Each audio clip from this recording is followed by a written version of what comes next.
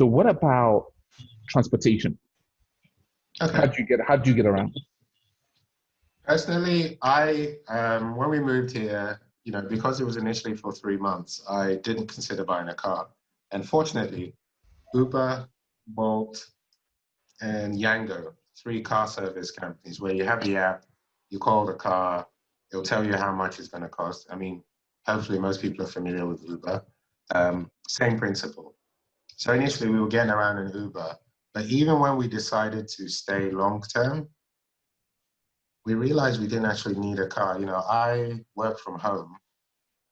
My wife currently hasn't started working, and she's doing a networking thing, but she's not out every day. We don't have to be anywhere every day. And so I kind of decided, well, maybe we can just continue using the Ubers. And it's been over a year now. I've been using Uber. We did consider getting a car, but at the time my wife said she doesn't really feel like driving, and I didn't want to become her chauffeur because because if we get a car and she needs to go somewhere and I'm working or I'm doing something, Right. if she's not to drive, then I'd have to drive and wait for her, and it's just like, well, she doesn't go out that much, and when she does, she can just Uber there. So that's what we decided to do. And Uber, Bolt, Yango, they have the feature where if you're in a car, you can share your ride details with someone via WhatsApp or email.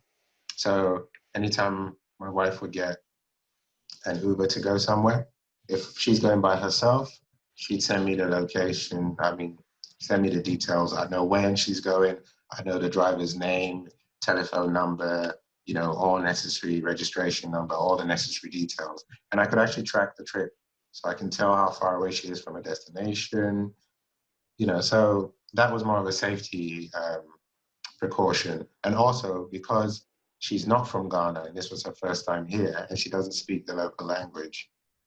I mean, I'm fortunate enough, I can speak the local language.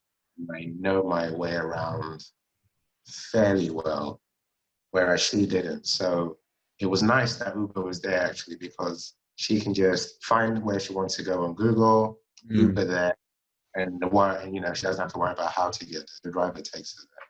When she's ready to leave, she just calls another Uber.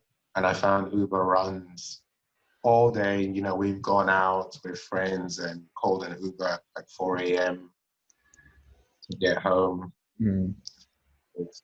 So not only is Uber convenient, and I say Uber, Bolt and Yango, we use them interchangeably. I will generally check both whenever I'm going somewhere to see which one's cheaper or which one will get to me quicker, and then pick them. Right. That was convenient. So yeah, we've just been using that ever since. Right. Eventually, we may get a car, but we haven't got to the point where we need one. So, and aside from the convenience, it's quite cheap. I remember the first couple of days I was here, taking Uber drives with someone driving you for half an hour or so, and it costs less than a bus fare. Like I remember calculating, it was like £1.50, and it was like a half an hour Uber journey or more. I was thinking, I'd spend more just catching buses. Whereas you stay home, call your Uber, they call you when they're outside your house, and they'll wait up to 5 minutes before they start charging. So, you can take your time, put your shoes on, get comfortable, go out.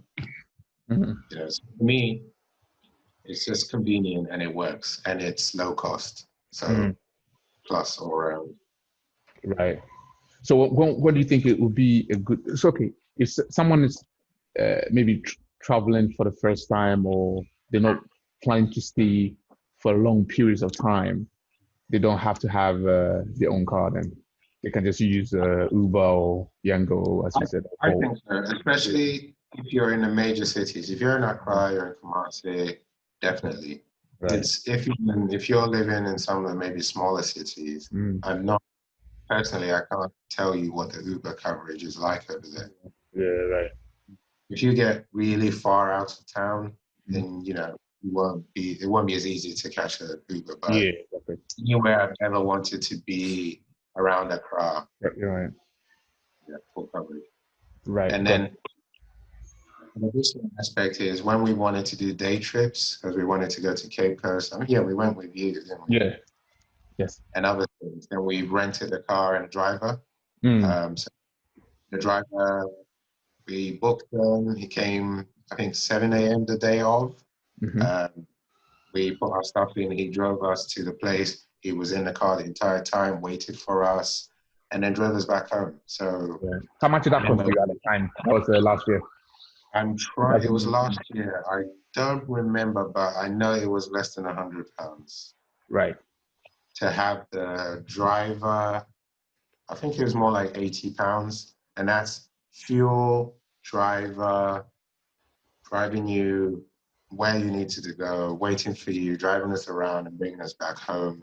And the whole day, we booked it for the day. I think we got home about 14 hours after we left because we got home Mm. about 9. Mm-hmm. We got stuck in traffic. So yeah, we got home about 9.